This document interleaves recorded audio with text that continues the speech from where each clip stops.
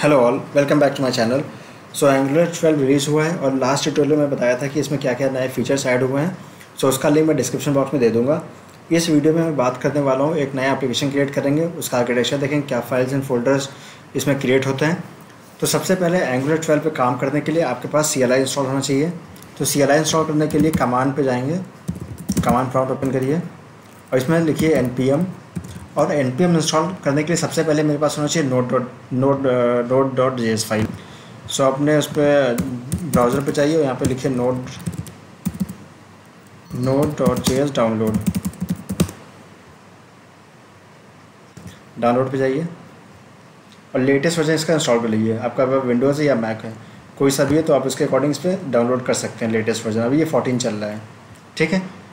सो ये आपके पास जब एक बार नोड आप इंस्टॉल कर लेंगे तो उसके बाद मुझे कमांड चलानी है npm install -g, मतलब ग्लोबली इंस्टॉल करना है मेरे को। Then angular/CLI press enter. तो ये कुछ सेकंड लेगा इंस्टॉल करने में, सो इसका वेट कर लेते हैं। And then so CLI install कर लिया है। अब इसका वर्जन चेक करना है तो क्या करेंगे, ng वर्जन प्रेस एंटर।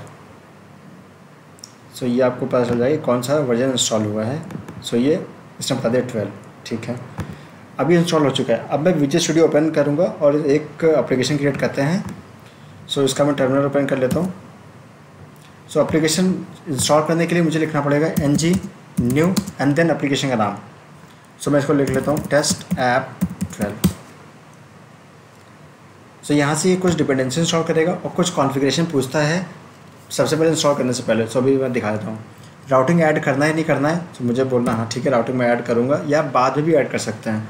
सो मुझे एक सिर्फ टेस्ट एप्लीकेशन बनानी, तो इसको मैं बाद में भी इंस्टॉल कर सकता हूँ, मुझे कोई दिक्कत नहीं है। और आप कौन सा स्टाइल शीट में यूज़ करना चाहते हैं, तो मैं CSS के साथ जाऊँगा, CSS and then press enter. अभी डिपेंडेंसी इंस्टॉल करेगा और एक फोल्डर स्ट्रक्चर क्रिएट करेगा। सो एक बार ये सारी डिपेंडेंसी इंस्टॉल हो जाए फिर मैं एक्सप्लेन करता हूँ कि ये सारी फाइल्स होती क्या हैं और ये साइकिल क्या है। सबसे पहले कौन सी फाइल ट्रिगर होती है और एक फाइल दूसरे फाइल से कैसे कनेक्टेड है। So let's wait for few seconds. So ये स्ट्रक्चर इसने बना दिया है और मेरे पास सारी डिपेंडेंसीज इंस्टॉल हो चुकी हैं। तो ये node_module, इसके अंदर क्या है कि सारी फाइल्स हैं, थर्ड पार्टी फाइल्स बोल लीजिए। जब आप एप्लीकेशन आपकी बड़ी होती है तो आपको कई सारी डिपेंडेंसीज की ज़रूरत पड़ती है, या टोस्टर हो गया, या आपको राउटिंग चाहिए, या आपको फॉर्म मॉड्यूल चाहिए। तो यहाँ पे सारी फाइल्स हैं, बस हमें उनका लिंक हमें अपनी एप्लीकेशन में डालना पड़ता है। तो वो हम यूज़ करेंगे इसको आगे।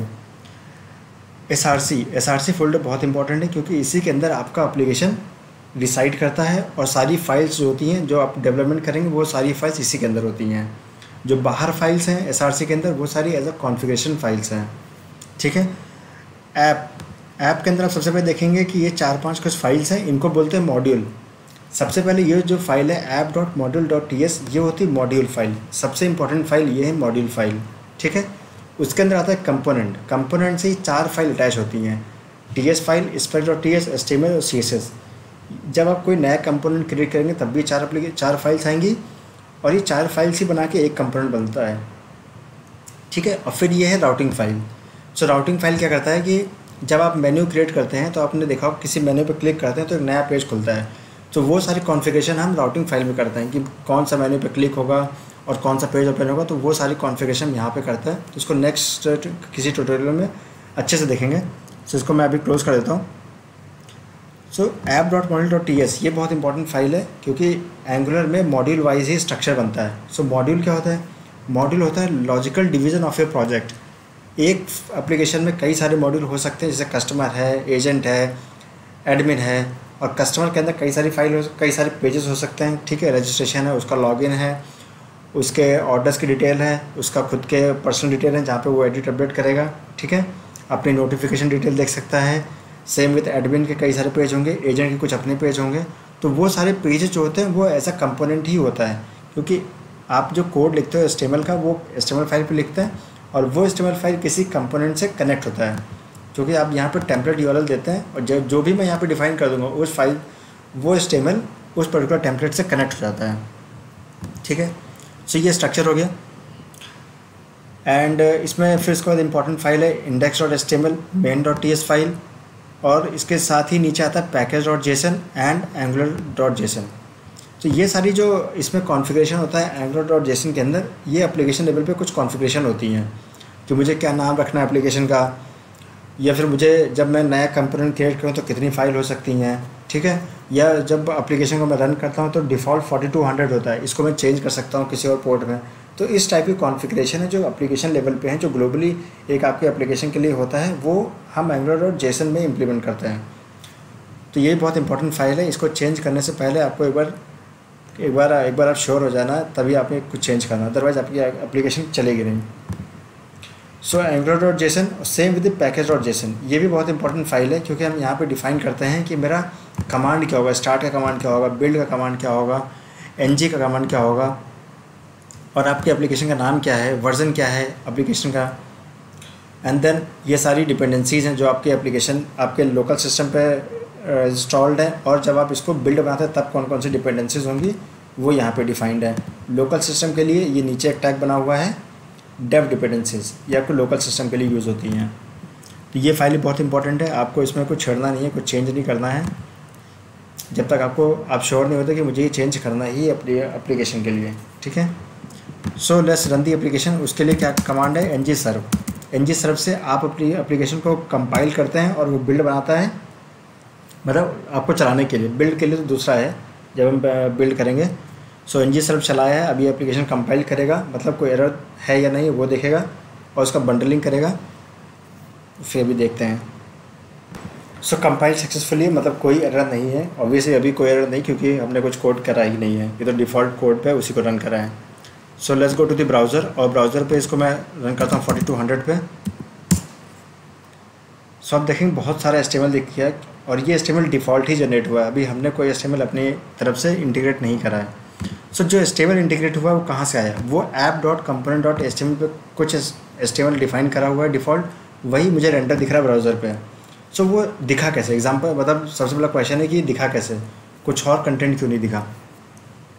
सो इसका एक ट्रिगर पॉइंट होता है और वो वहीं से यहाँ तक ये अपना एक सफ़र करता है। सो बताता हूँ सबसे पहले कौन सी फाइल ट्रिगर। सो index.html और ये main.ts फाइल।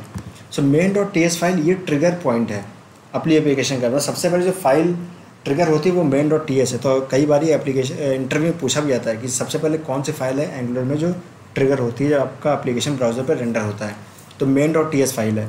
ये क्या बोलता है, ये बताता है कि कौन सा मॉड्यूल बूटस्ट्रैप होगा। जैसे मैंने बताया था कि आपके एप्लीकेशन में कई सारे मॉड्यूल हो सकते हैं। सो आपको कौन सा मॉड्यूल सबसे पहले दिखाना है वो मैं यहाँ पे डिफ़ाइन करूँगा। अभी एक ही है तो इस वजह से यहाँ पे डिफ़ॉल्ट है app module, default app module है, उसको चेंज भी कर सकते हैं, ठीक है। तो ऐप मॉड्यूल है। सो ऐप मॉड्यूल.ts फाइल ओपन करते हैं। अब जैसे मैंने बताया था कि एक मॉड्यूल के अंदर कई सारे पेज हो सकते हैं या कई सारे कंपोनेंट हो सकते हैं, ठीक है। सो कौन सा कंपोनेंट सबसे पहले ट्रिगर करेगा या ब्राउज़र पे दिखेगा, वो होता है ऐप कंपोनेंट, ठीक है। यहाँ पे डिफ़ाइन करा के ऐप कंपोनेंट, ये भी चेंज कर सकते हैं, ये मैं चेंज करके दिखाऊंगा आगे। सो ऐप कंपोनेंट है। अगर आप ऐप component.ts फाइल ओपन करेंगे तो ये बोलता है कि टेम्पलेट URL कौन सा कनेक्टेड है, component.html। सो इस वजह से इस HTML का कंटेंट मुझे दिखाई पड़ा ब्राउज़र पे पहली बार जब ये एप्लीकेशन रेंडर हुई, करेक्ट। और ये मैं एक बार हटा देता हूँ, यहाँ पर सिर्फ लिखता हूँ Angular 12 और सेव। जैसे आप सेव करेंगे तो एंगुलर में क्या है कि वो ऑटोमेटिकली कंपाइल करता है और आपका ब्राउज़र भी रिफ़्रेश कर देता है। सो अगर मैं ब्राउज़र पर दिखूँगा तो मुझे Angular 12 ही दिखेगा, ठीक है।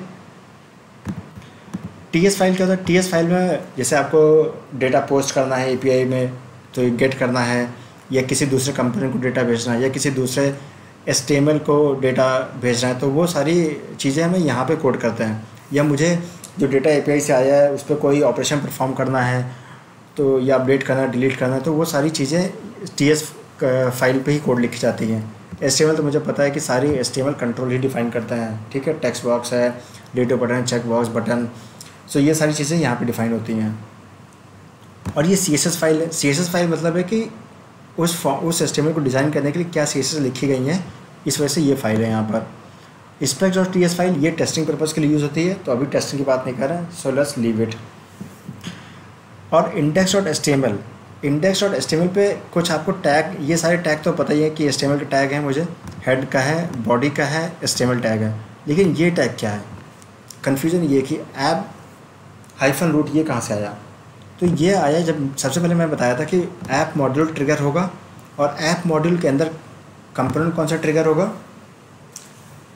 App component. सो ऐप कंपोनेंट का अगर आप सेलेक्टर देखेंगे तो यही सेलेक्टर लिखा हुआ है जो कि इंडेक्स डॉट एचटीएमएल पर डिफाइंड है, ठीक है।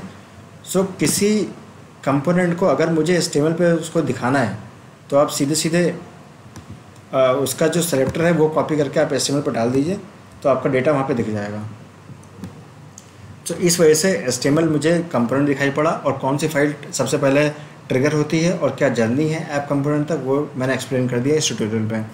सो नेक्स्ट हम इसमें धीरे धीरे देखेंगे सारी फाइल्स के बारे में, मॉड्यूल्स के बारे में, उसको डिटेल में देखेंगे, राउटिंग डिटेल में देखेंगे, और सारे मॉड्यूल्स क्रिएट करेंगे, कंपोनेंट क्रिएट करेंगे, कंपोनेंट को एक दूसरे से कनेक्ट करेंगे, देन एपीआई को भी इंटीग्रेट करेंगे, डेटाबेस में डेटा सेव करके दिखाएंगे। तो ये सारी चीज़ें हम उसको देखेंगे नेक्स्ट ट्यूटोरियल में। So thank you for watching this tutorial. अगर आपके पास कोई क्वेश्चन हो, please mention the question in the comment section, I will definitely answer. And if you have not subscribed this channel, please subscribe this channel and share the link with others, and also press the bell icon. Thank you so much.